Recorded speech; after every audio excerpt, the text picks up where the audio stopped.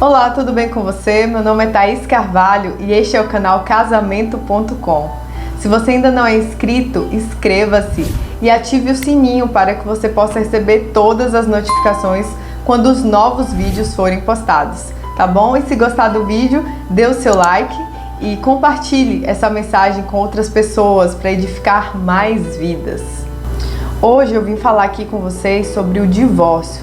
Sim, esse assunto tão polêmico, tão delicado, mas que é preciso ser tratado e não de uma forma superficial, mas sim de uma forma profunda, levando em consideração que cada caso é um caso, mas existe sim uma verdade.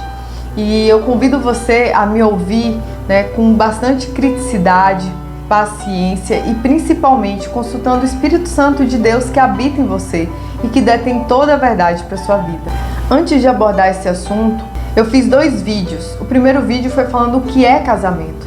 Porque antes de sabermos sobre o divórcio, a gente precisa saber o conceito do que é casamento, segundo a Bíblia, do que é casamento segundo o plano original de Deus, que é algo maravilhoso, simboliza a união entre Cristo e a igreja. Então esse relacionamento não pode ser um relacionamento abusivo, um relacionamento onde existe tristeza, frustração, raiva, rancor. Isso não simboliza o casamento segundo o que Deus planejou. E o segundo são os cônjuges, que um deve cuidar do outro, um deve se submeter ao outro, como nós vimos lá no vídeo. Então eu convido, se você ainda não viu esses 2 vídeos, assista primeiro esses 2 vídeos, já vão ser bastante esclarecedores, e em seguida venha para esse vídeo para discutirmos, refletirmos sobre o divórcio segundo a Bíblia. Então vamos à questão. O divórcio pode ou não pode? A aliança não deve ser quebrada, mas pode ser quebrada quando ela é quebrada. Pela esfera jurídica, o casamento ele pode ser rompido a qualquer momento, pela vontade de um dos 2 cônjuges. Esse é um direito potestativo, mas segundo a Bíblia, o rompimento do casamento só se dá ou pelo abandono do cônjuge incrédulo ou pela morte de um dos cônjuges. A questão do adultério ela é controversa entre os estudiosos. Então, vamos considerar aqui que para haver a separação, segundo o que se tem dito por aí, o que se tem pregado, o que a gente tem ouvido de muitos pastores, é necessário a morte, para separar, para que o outro cônjuge fique desobrigado dessa aliança e possa casar-se novamente, adquirindo uma segunda união. A questão, gente, é que muitas pessoas têm vivido situações difíceis em seus lares e em seus relacionamentos que eu nem me arrisco a chamar de casamento. E essas pessoas, até mesmo dentro da igreja, elas têm o conceito de que tem que viver aquele jugo até os finais dos seus dias, porque Deus odeia o divórcio e não é possível, em hipótese nenhuma, o divórcio. Eu não estou dizendo separação, estou dizendo o divórcio, oficial. Só que na Bíblia nós vemos que a vida ela é mais importante do que a lei. Na Bíblia, em diversos momentos, nós vemos Deus abrindo exceções em prol de algo maior, em prol da vida do ser humano, em prol do benefício do ser humano. Em Deuteronômio 24, vocês podem conferir lá, Moisés ele concede carta de divórcio, ele permite que os maridos deem carta de divórcio às suas mulheres, quando eles não queriam mais, por algum motivo, o casamento. Lá fala, se a mulher não for agradável aos seus olhos, ou se achar coisa indecente nela, que o marido pode dar a carta de divórcio. Só que não fica claro que coisa indecente é essa, e o que não seria do seu agrado. Então, o divórcio, mesmo no Antigo Testamento, ele foi banalizado. Mas vejam, Deus cria Adão e Eva e unem eles dois em um casamento, para que seja algo bom, para que eles se ajudem, para que Eva ajude Adão a cumprir a missão e ambos vivam para a glória de Deus. Só que em determinado momento, pela dureza, sim, como Jesus cita lá em Mateus 5, pela dureza do coração do homem, Moisés precisa conceder carta de divórcio. Por quê? Porque a mulher que era repudiada pelo seu marido, o repúdio ele existia, a mulher que é repudiada pelo seu marido, naquela época, ela não podia trabalhar, ela não tinha trabalho geralmente. Então, ou ela ia virar uma prostituta, ou ela seria pedinte.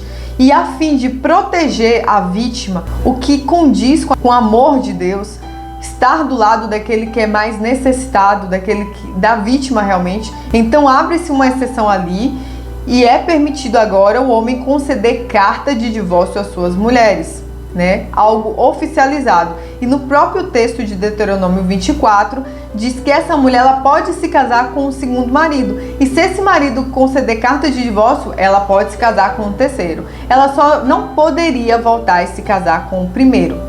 Então, eu acredito que algumas pessoas nem têm consciência de que isso acontecia no Velho Testamento e que era algo oficializado, né, dentro da religião judaica, né, dentro do povo de Deus. Não era da vontade de Deus que as pessoas se separassem, que os casais se separassem, mas pelo bem maior abre-se uma exceção. E essa não é a única exceção que a gente vê na Bíblia. Outro texto que eu tenho para citar para vocês está lá em Mateus 12, 3 a 4. Eu vou ler para vocês. Não tendes lido o que fez Davi quando teve fome? Ele e os que com ele estavam, como entrou na casa de Deus e comeu os pães da proposição, que não lhe era lícito comer, nem aos que com ele estavam, mas só aos sacerdotes?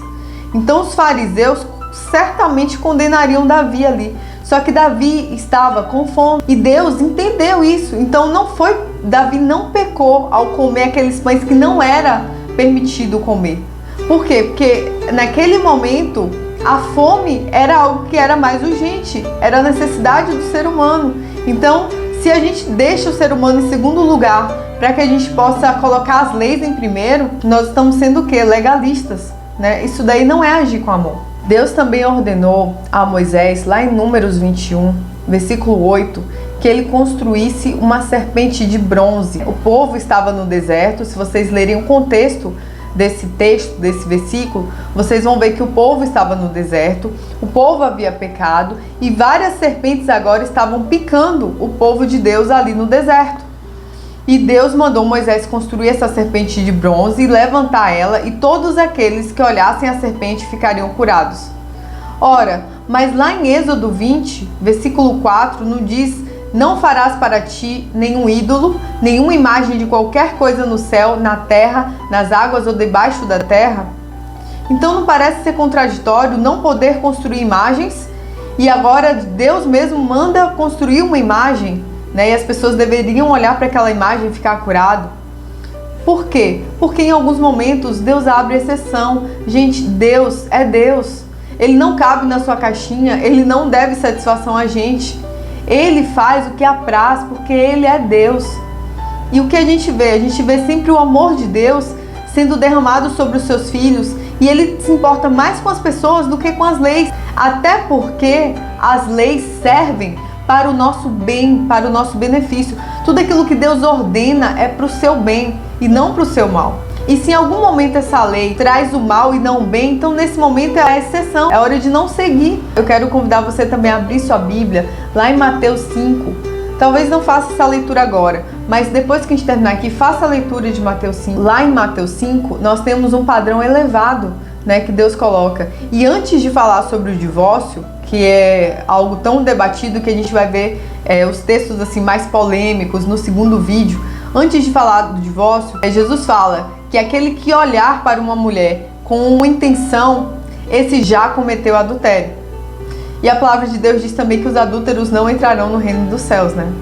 E logo em seguida Deus fala que se seu olho te faz pecar, você deve arrancá-lo, porque é melhor ir para o céu sem um olho do que ir com o corpo todo para o inferno.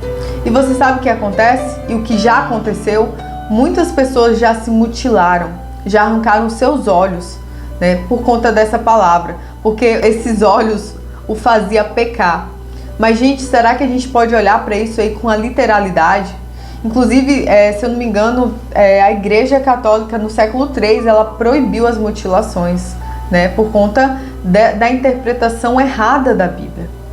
E hoje o que eu tenho visto muitas mulheres, muitos homens passando por situações difíceis por conta de querer sustentar, né, o que acreditam que a Bíblia está dizendo por conta de não interpretarem corretamente. Essas pessoas deixam de viver uma vida plena em Deus e vivem um martírio, um fardo que Deus nunca requis dela. Eu chamo vocês para compreenderem, né, para refletir mesmo, pensar acerca desse assunto. Será que uma união onde a mulher ela é agredida fisicamente, verbalmente, será que isso é casamento diante de Deus? Será que existe uma aliança de fato aí? Uma união onde o outro trai abertamente o cônjuge? Será que isso é casamento? Será que isso glorifica a Deus? E às vezes o marido ou a mulher está ali sustentando aquele casamento porque acredita que essa aliança ela é para sempre. Só que essa aliança ela já foi quebrada há muito tempo. Não existe aliança de uma pessoa só. E às vezes é o que a gente vê, aliança de uma pessoa só. E a pessoa defendendo isso de uma forma legalista, gente. Sem levar em consideração a vida, sem levar em consideração o essencial. Esses são apenas alguns dos casos mais leves. Eu tenho casos mais pesados, inclusive da Joyce Meyer, né? Quem sabe aí o testemunho da Joyce Meyer? A Joyce Meyer ela foi abusada pelo pai na infância, adolescência até a juventude, quando ela saiu de casa. A Joyce hoje é uma das maiores pregadoras, né, a nível mundial. Mas ela viveu esse terror dentro de casa. E a mãe dela nunca se separou do pai. A mãe dela nunca priorizou a vida da Joyce, inclusive mesmo sabendo o que acontecia. Será que isso é desejável diante de Deus? Então eu vou jogar para vocês pensarem a respeito disso, pensarem a respeito de todas as exceções que nós vimos, inclusive sobre como o divórcio era tratado no Antigo Testamento, né, em pró da vida. E no segundo vídeo nós vamos ver alguns textos onde Jesus fala sobre o divórcio, sobre aquele que se casar com a mulher repudiada, tá? Eu quero deixar bem claro e já vou adiantar. Repudiar é diferente de divorciar. E no segundo vídeo eu vou definir essas duas palavras para vocês, inclusive buscando referências no grego, né? Através da consulta a alguns pastores renomados. Mas o meu interesse aqui é realmente trazer a verdade para vocês. Mas vamos continuar no nosso estudo hoje, né? Hoje tá levinho ainda. Então, se após o abandono irremediável do cônjuge, irremediável, não tem volta, né? O outro não pode se casar novamente, né? Essa pessoa que foi abandonada, que queria essa aliança, que queria honrar o casamento, que amava e ama a família, se essa pessoa que foi abandonada, ela não pode desfrutar novamente de um lar, né, estruturado, né, com a esposa, com o marido, se ela não pode desfrutar de todas aquelas bênçãos que nós vimos lá no vídeo 1 sobre o que é casamento, né? Se é da vontade de Deus que você, como mulher, crie seu filho sozinho e se torne o vaso forte, se torne o homem e a mulher da casa, e se é da vontade de Deus que você, enquanto marido que foi abandonado, passe o resto da sua vida vivendo sozinho, inclusive nós falamos sobre os malefícios da solidão, mas se isso tudo é da vontade de Deus, por que Paulo encoraja as viúvas jovens a se casarem novamente e adquirir uma nova aliança, né? Porque é engraçado como as pessoas acham que se o cônjuge morrer e esse viúvo ou essa viúva casar-se novamente, ela não vai estar adquirindo uma segunda aliança, mas sim estará adquirindo uma segunda aliança. Essa pessoa trará legados do passado, da vida que ela já viveu, né? As lembranças não vão ser extintas. Se houverem filhos, essa família vai ser uma família mista agora, com filhos de um lado, filhos de outro, da mesma forma como acontece depois de um divórcio no segundo casamento. Paulo encoraja, gente, as viúvas novas a se casarem, porque ele entende, né? Ele mesmo fala sobre os impulsos sexuais, né? Lá em 1 Coríntios 7, de 8 a 9, vocês podem ler, Paulo fala sobre isso.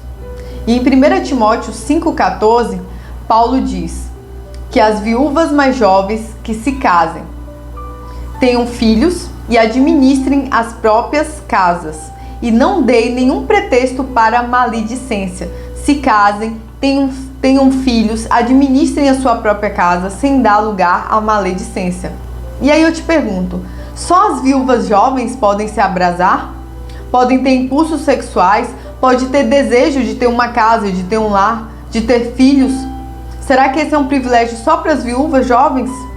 E eu tenho mais um questionamento para nós hoje. Como nós falamos lá no início, né, existem duas formas que é possível a separação, né, até então, né, porque nós vamos estudar melhor esse assunto, nós já estamos estudando, que seria a morte do cônjuge ou o abandono do cônjuge incrédulo.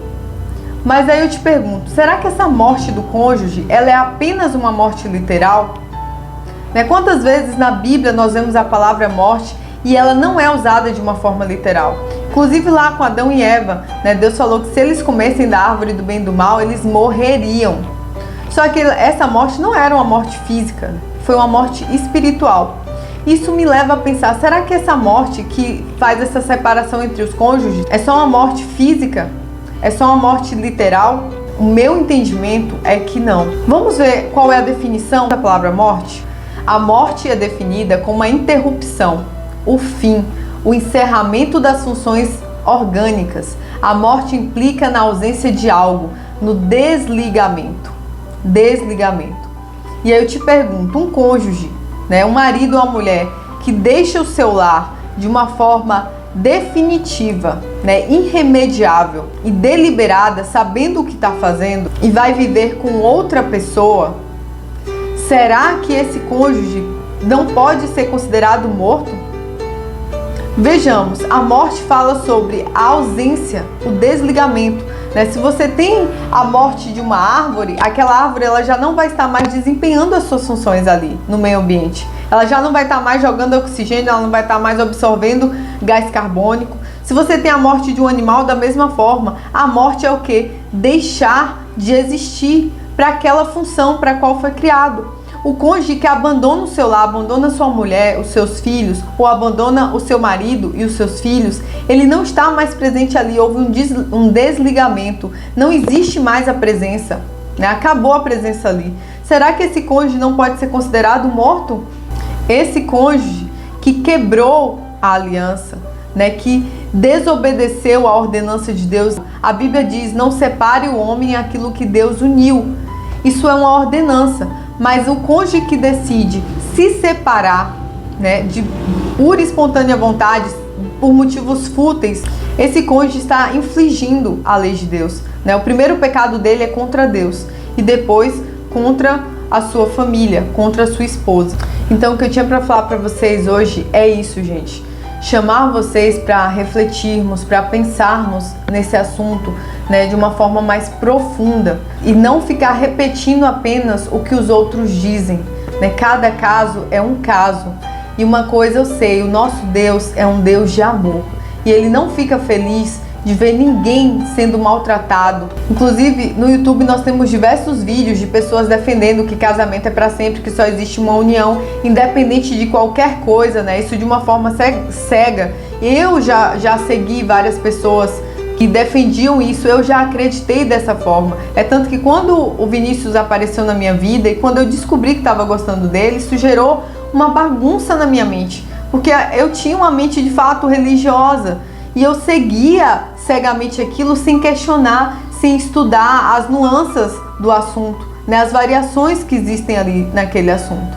Então o que nós temos visto hoje é ou um legalismo cego, né, de um lado não existe casamento, ou uma banalização do casamento, que é o divórcio por qualquer motivo.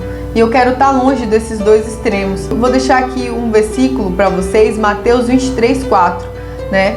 Fala bem assim lá: pois atam fardos pesados e difíceis de suportar, e os põem sobre ombros dos homens, eles, porém, nem com seu dedo querem movê-los. Então eu vejo muita gente pregando e falando de coisas que nunca viveu, que não sabe sobre casamento, sobre o divórcio, mas na vida deles mesmo não existe isso. E outro alerta que eu te faço, né? Existem muitos casais vivendo juntos por causa do ministério, por causa da vida social, mas que não vivem o casamento de forma plena e não estão agradando a Deus. Porque Deus conhece o interior de cada lar, o interior de cada vida. E certamente o Senhor não se agrada, né, das pessoas legalistas. Inclusive, quando Jesus esteve aqui na terra, ele combateu quem? Os religiosos, né? Você não vê Jesus dando palavras duras para ninguém, mas para os fariseus, os doutores da lei, o Senhor batia com força. Diz que eles só vieram para matar, roubar e destruir. Eles não entram no reino dos céus e nem deixam os outros entrarem. Então, nesse vídeo, o meu intuito foi te chamar para pensar, para não cometer os mesmos erros que os religiosos fariseus cometeram lá na época de Jesus, né? A fim de defender a Bíblia, com unhas e dentes, eles crucificaram o Filho de Deus, né? Então, pensem, busquem o Espírito Santo de Deus, a verdade. Eu vou deixar aqui para vocês um texto para vocês meditarem. Esse texto está lá em 1 João 2:27.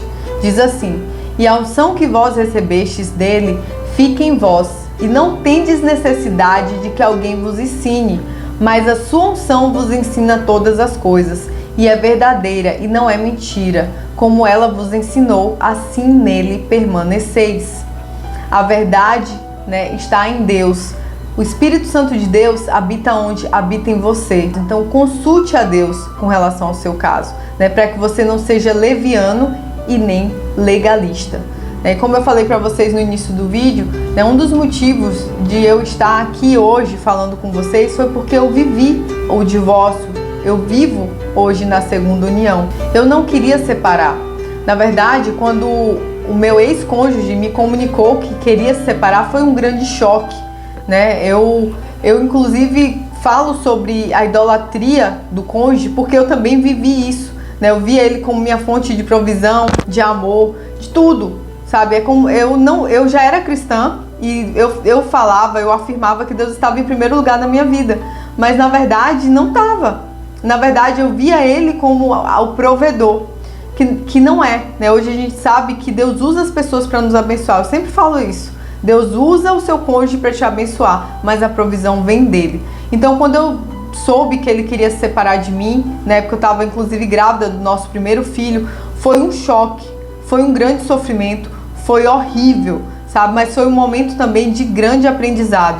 Então, naqueles primeiros dias, não aceitei aquela decisão. E eu acreditava piamente que um milagre aconteceria, né, que Deus ia mudar a mentalidade dele para ele voltar. Em um segundo momento, Deus começou a me mostrar vários erros que eu havia cometido e Deus começou a tratar a minha vida.